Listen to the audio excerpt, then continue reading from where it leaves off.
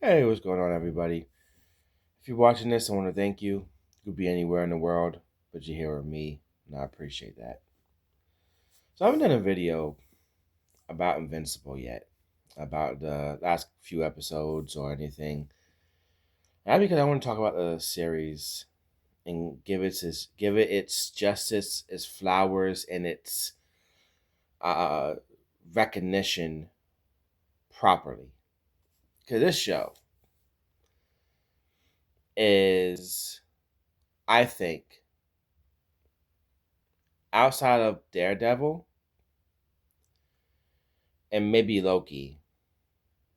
You can maybe throw Legion in there. Batman the animated series. But outside of that, it's on a very short list of the greatest superhero shows of all time. I remember I used to read comic books when I was very young. I grew up in a very troubled household, and that was my escape. And then, like most people who read comics, I stopped reading them for a period of time, then later got back into them. And I heard of Invincible, the comic. I was at least, knew what it, I at least knew the name, but I never read it. And this show comes on Amazon. And I remember, oh, give it a try, you know, and just being hooked from the very first episode. And since then, I've watched every season. I've rewatched the first two seasons at least twice. Um,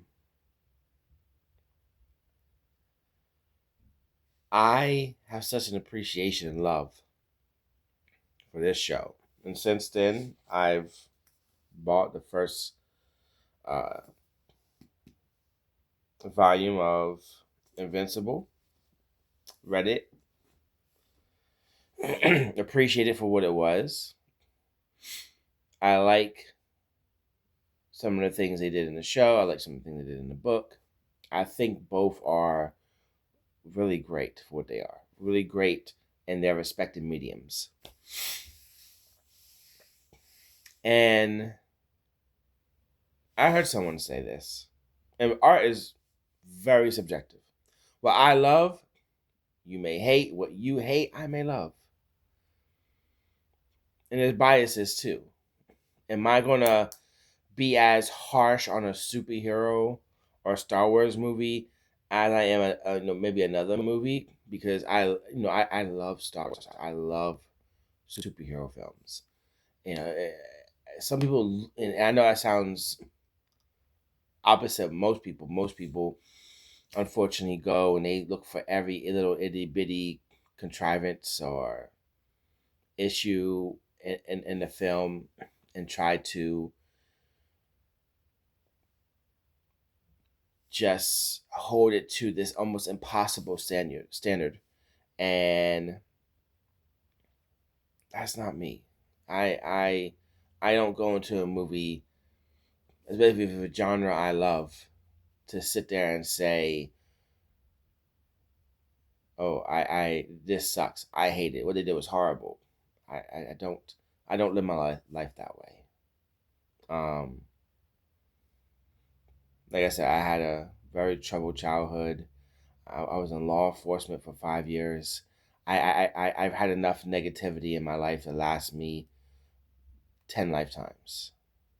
I don't need to go searching for it. So I go in and this with a positive outlook and try to look for the things in it I loved and enjoyed and liked, and not focus on the things that maybe didn't work for me. And that doesn't mean that I can't point them out and I can't talk about them. That doesn't mean I hate it. That just simply means, okay, this worked, this didn't. But with Invincible, getting back to that, and what was said, there was someone that said They felt The Boys was better than Invincible. And while they think The Boys, and they said this, was the greatest superhero show of all time, Invincible was a subpar. And while I respect their view, I vehemently disagree. First, and they also said that they felt Invincible progressively got worse through every season. And I don't share that opinion at all. Matter of fact, I'm the polar opposite. I think Invincible got better. I think Invincible, um, through every season, this got better, improved. I think the characterization, I think that the plot lines and everything just evolved in such a beautiful and meaningful way. I think the characters evolved. I think there was a lot of complexity to the characters. With The Boys, season 1 to season 2, I think it was a big drop off. And I didn't watch season 3 or 4. Season 5 so far has been amazing. But I just feel that. And here's another thing about The Boys. And I don't want to say compare The Boys and Invincible because they're two different properties, two different, and I like The Boys. There's things I like about it. Um, what Invincible did to me, for me, and what it achieved in its characterization, I think is so special. We get Mark, this everyday average teen that has superpowers, as a superhero dad. Then everything gets turned on its head when Nolan goes full supervillain. Mark tries to stop him, and now Mark is always, everything he does, he always has Nolan's actions hanging over him. Like, will I be like him? Will I turn completely evil? And you see, like, his reluctancy to kill, his reluctancy to take a life.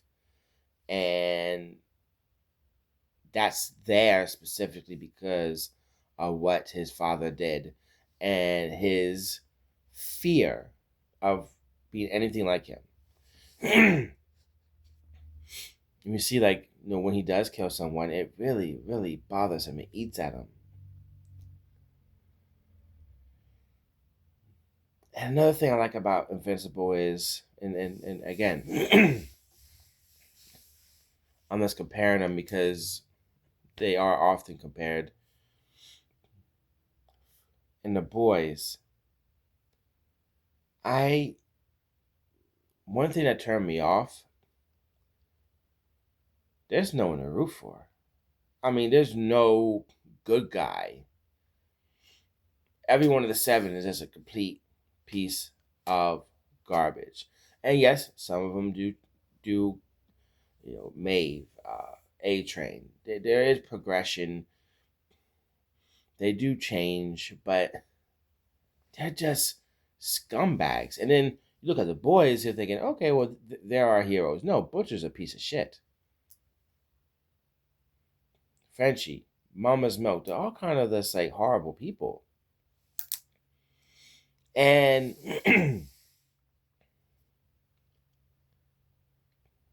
like I said, with Garth, he's always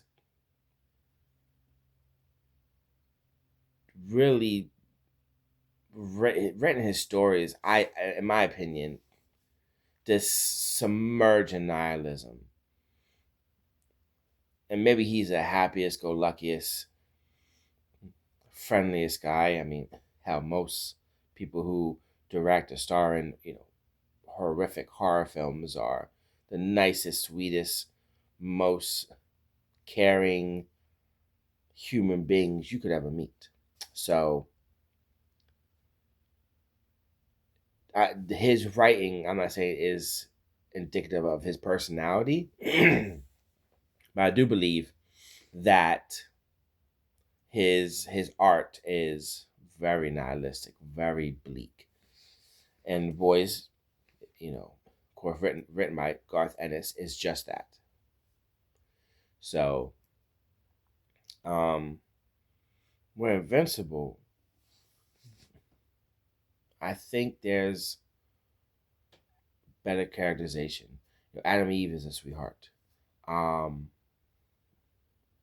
Mark is doing his best to be a good, decent individual. Alan the Alien is just this kind of, big, dumb, lovable guy, but he's awesome. And then we see arcs that I think are amazing that go throughout the show. Rex Blode starts off as this obnoxious, just unbearably rude and just a asshole. I mean, a guy you love to hate, but you hate him. I mean, he is almost unbearable. But slowly, not only does he change his character arc, go through growth, he becomes one of my favorite characters.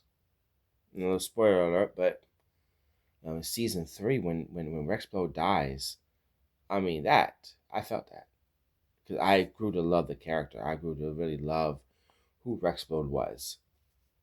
So, um, I look at that. I look at the growth of um Mark from being this golden boy, I won't kill, to learning about the real world and learning about not everything black and white. It can't be. There's going to be gray areas. Um, Even Cecil, who is this just obdurate, cold bastard, but then we really start to see he has to make some hard choices. He has to do some some really bad things because worse things will happen if he doesn't. And I think that's a really, really good. I think they portray that very well, and how he operates, the decisions he makes, and like that one. Who's that one guy? It was the episode where Mark and his friend go to the college, and um, they realize that one of the students there have been kidnapping his classmates and turning them into like half monster robotic things. And Cecil takes him and basically gives him a job. But you see what he made, and the things that he did were done to like protect people. But they were done with the thought process in mind that if these things can take on Mark, maybe they can take on Omni Man if he ever comes back. And I really like that.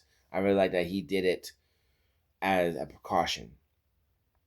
And what he did for the sake of let's make sure we're prepared if Omni Man ever returns.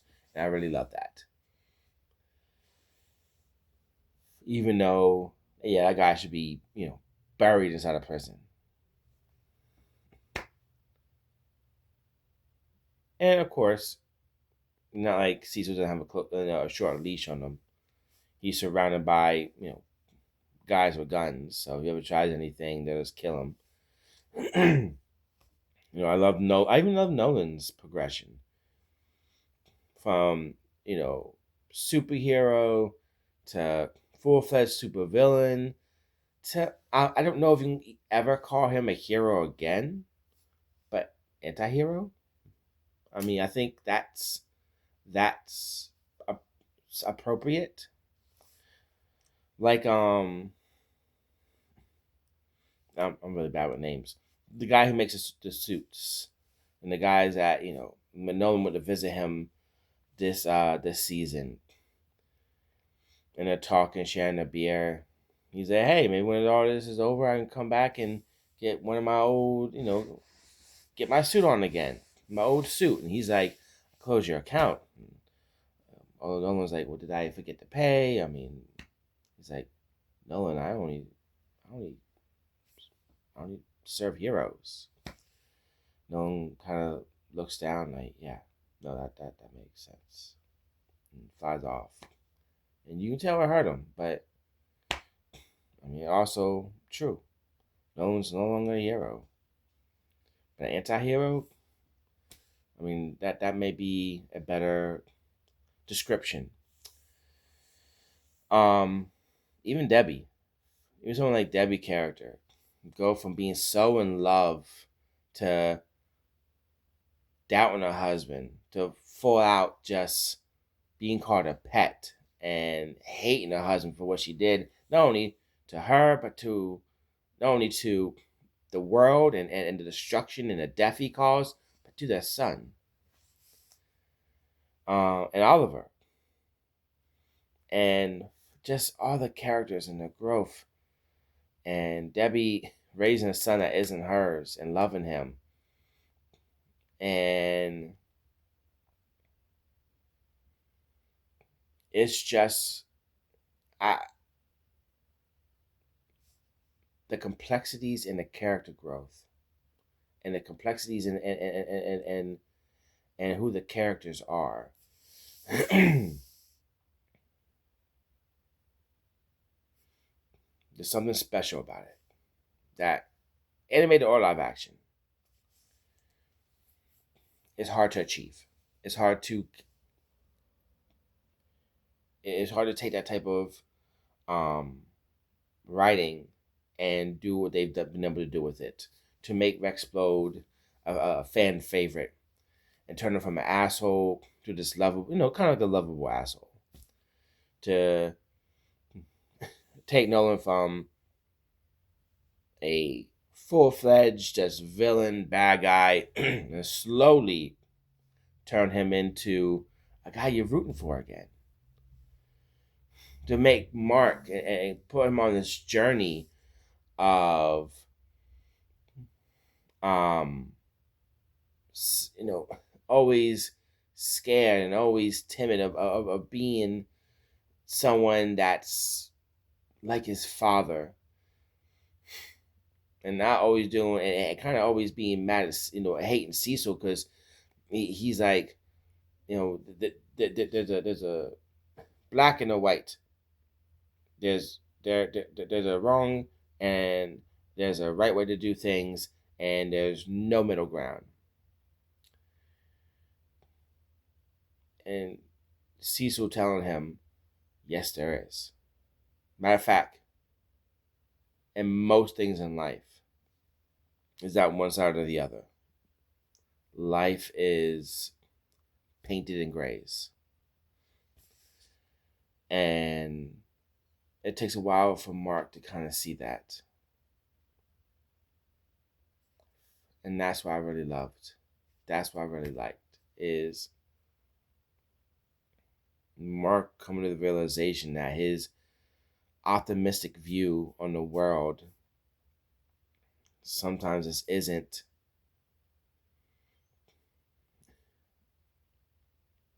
really feasible. And you saw that when what's his name came back with the army of Invincibles, and they all come, and had he just killed them, he would have been defeated. But instead, he comes back with the other dimensional Invincibles and kill countless people. And Mark realized if I had just killed him, this all could have been prevented. And I love how he goes through that progression of I don't kill to some people you have to kill. And that's one thing, like Batman is my favorite superhero. Have been since I was a kid. One thing about Batman that is frustrating, and even like in the Red Hood, um, under the Red Hood, when Jason's telling, Bruce, you know, he has Joker there. He's like, I'm not talking about killing Penguin or Dent or Scarecrow. Talk about him. Just him. Just him. Just the Joker. That's it. Just kill the fucking Joker. I'm not saying go out and just start killing everyone. I'm not saying you should go out and kill Poison Ivy. I'm not saying you should go out and kill Man Bat. I'm not saying you should go out and kill Freeze. But at least they're still redeemable. They still have a some of their humanity left. Now, how much? No, but you can still kind of predict what they're going to do. But Joker, he has no humanity. He is a agent of chaos. So I love how, and that's one thing that's frustrating about Batman. It's like you have no kill policy, but there's no kill policy that you never break it. Joker just continues to be a cancer that continues to grow within Gotham. And that's one thing about Batman that if I was to criticize anything, is like people get so hell bent on his no kill. So they so ardently attach themselves to his no kill rule. He doesn't kill. No circumstances does he kill, even when it kind of doesn't make sense.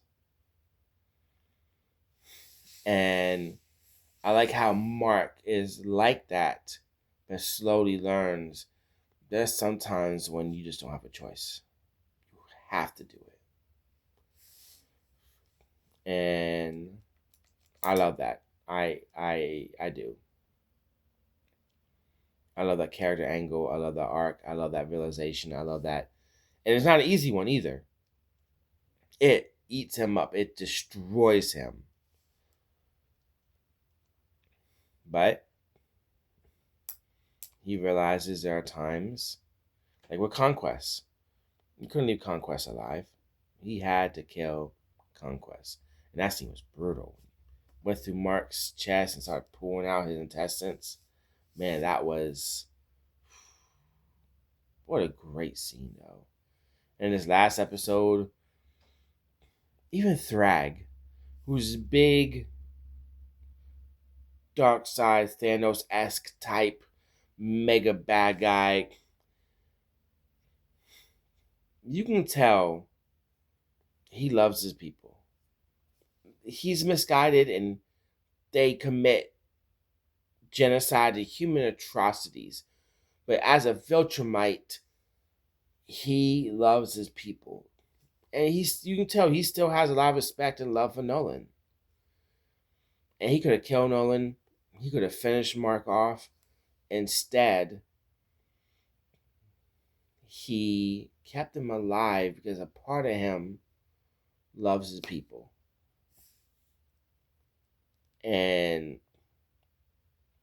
I don't know. To me, there's something about that that's just very...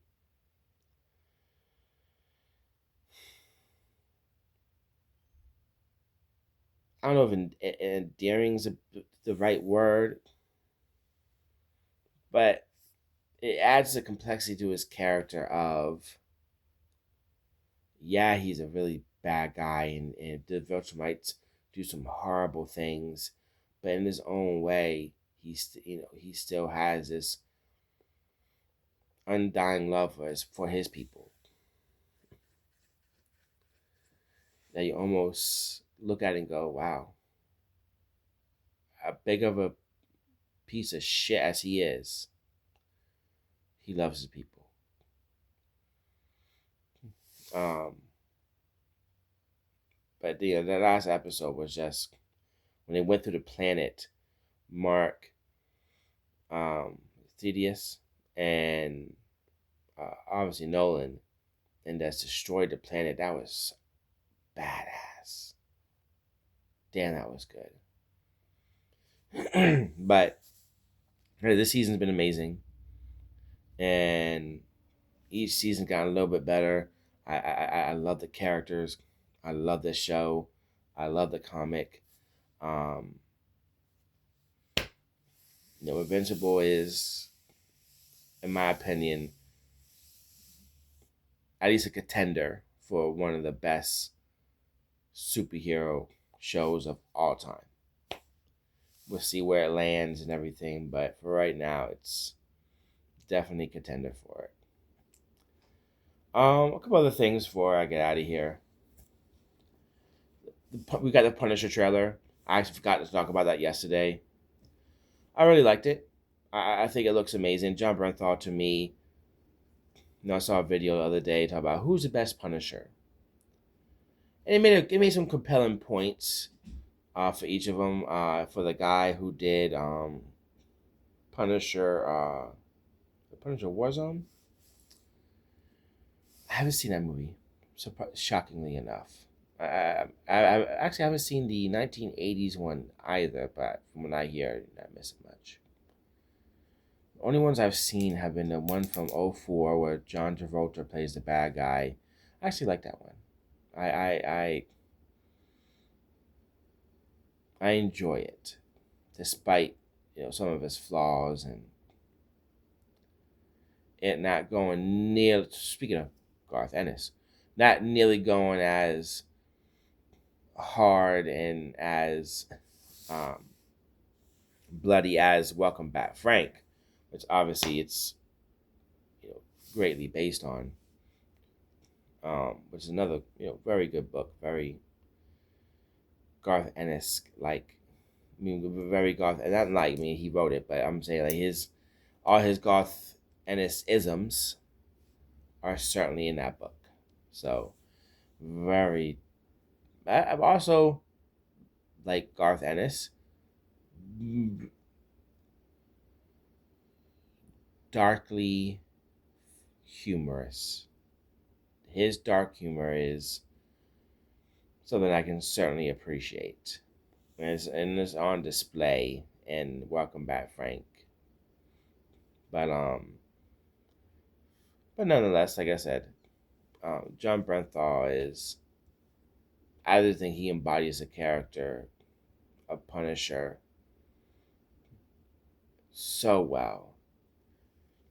And he's such a great actor, and when he's on screen, I just feel like he's the Punisher.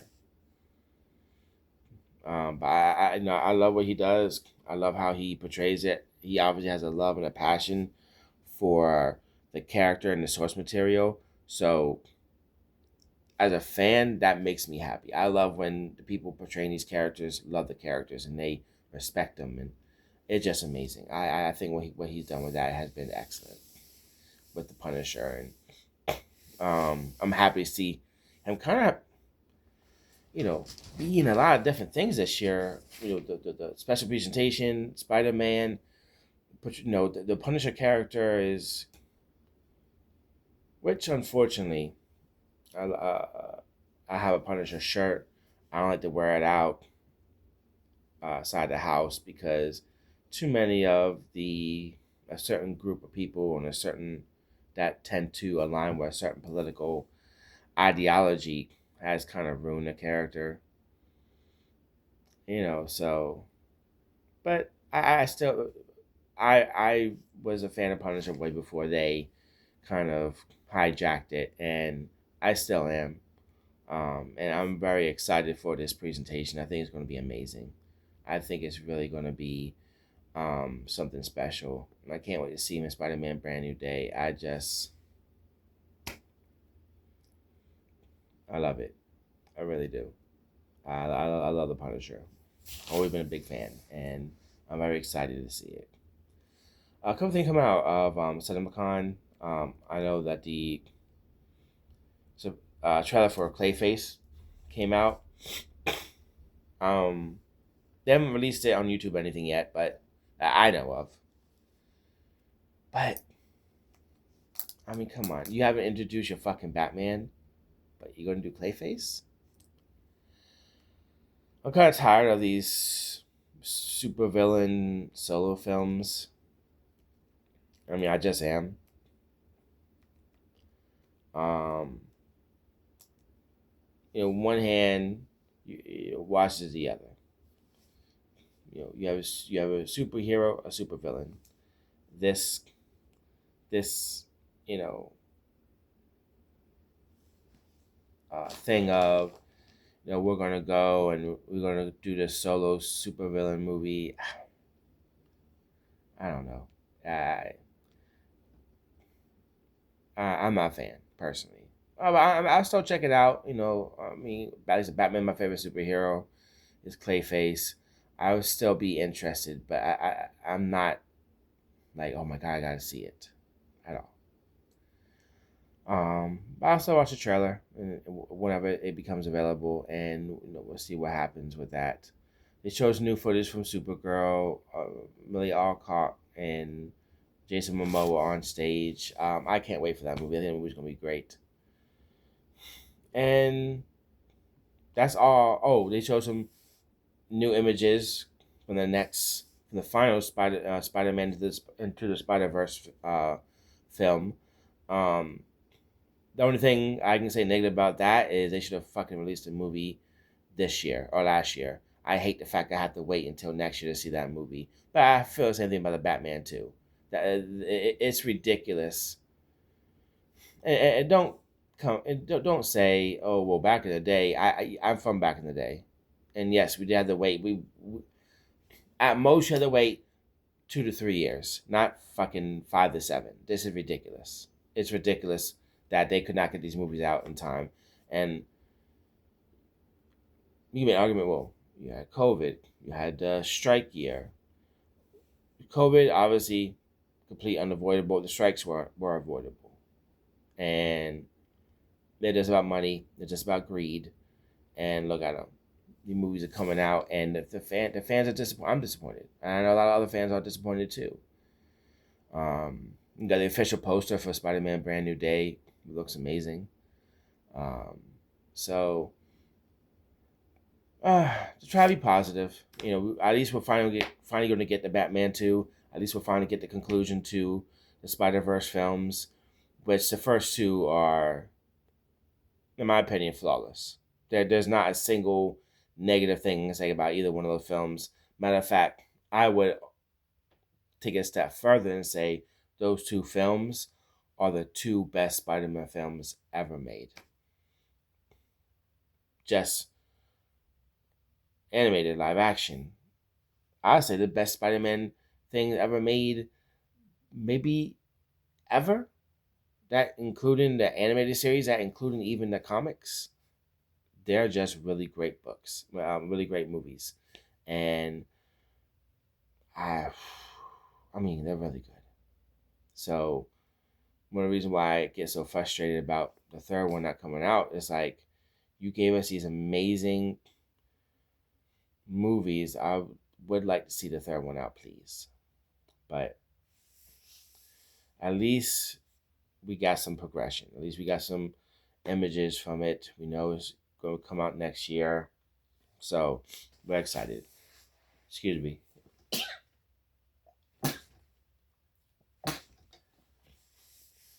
Allergy season has been particularly bad this year. It's always bad, but this year it seems to be worse. Well, that's probably my cue to go ahead and sign off. But hey, if you guys are watching, thank you. I'm excited for the season finale of Invincible. I'm excited for the Punisher having a big year, and it's going to be great. Excuse me. A lot of good things coming. A lot of good things coming for comic book fans. A lot of good things coming for fans of the genre. So it's a lot to be excited for. So you guys have a great day. Thank you for watching, and see you next time.